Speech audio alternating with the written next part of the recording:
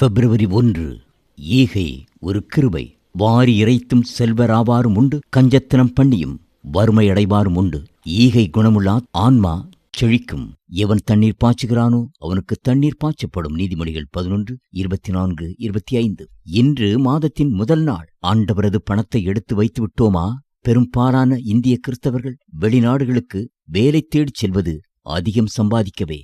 ஆனால் லட்சக்கணக்கில் சம்பாதித்து சேமிக்கும் இவர்களில் பெரும்பாலானோர் தங்கள் எளிய இந்திய சகோதர சகோதரிகளைப் போலவே 10இல் 1 மட்டும் கடவுளுக்கு கொடுப்பதை கண்டு மனவேதனை உறுகிறேன். நமது வருவாய் கூட கூட கர்த்தருக்கு கொடுக்கும் சதவீதமும் 20, 30, 40 என்று கூடிக்கொண்டே இருக்க வேண்டும். திருச்சட்டம் கொடுக்கப்படும் முன் தாங்களாகவே முன்வந்து 10இல் 1 கொடுக்கும் பழக்கம் இருந்தது. ஆபிரகாமும் யாக்கோபும் இதற்கு எடுத்துக்காட்டுகள். திருச்சட்டம் அமலுக்கு வந்தபோது அது தெளிவானதொரு கட்டளை ஆயிற்று. லேவியராகமம் 27:30. புதிய உடன்படிக்கையின் உபதேசங்களில் தசமபாக சட்டம் இல்லை. புதிய ஏற்பாட்டில் கொடுத்தலை பற்றிய பகுதிகளில் சட்டமான முறையொன்றும் சொல்லப்படவில்லை. எடுத்துக்காட்டாக 2 கொரிந்தியர் 9:7.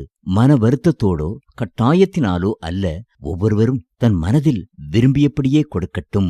உற்சாகமாய் கொடுக்கிறவனிடத்தில் கடவுள் பிரியமாயிருக்கிறார். இங்கு கட்டாயம் என்ற பதம் கட்டளை என்று பொருள்படும். மிக அருமையாக 2 கொரிந்தியர் 8-9 அத்தியாயங்களில் கொடுத்தல் என்பது ஒரு கிருபை என்று அழைக்கப்பட்டுள்ளது. கிருபையை கணக்கு போடவோ அளக்கவோ முடியுமோ?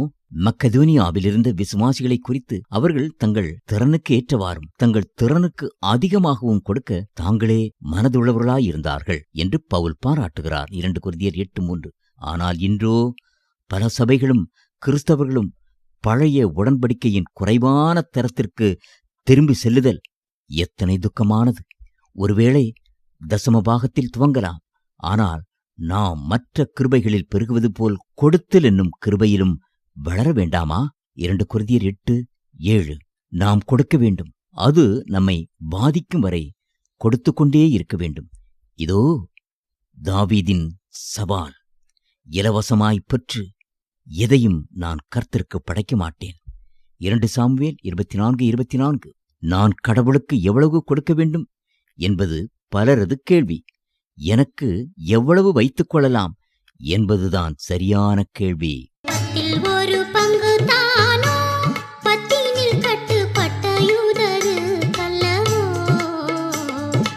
அத்தன் உனக்களித்த அளவை உட்கார்ந்து பார்த்தான், 10இல் 1 பங்கல்ல பல மடங்காகி. கீர்த்தனை லா. பொன்னுசுவாமி ஐயர், மதுரை.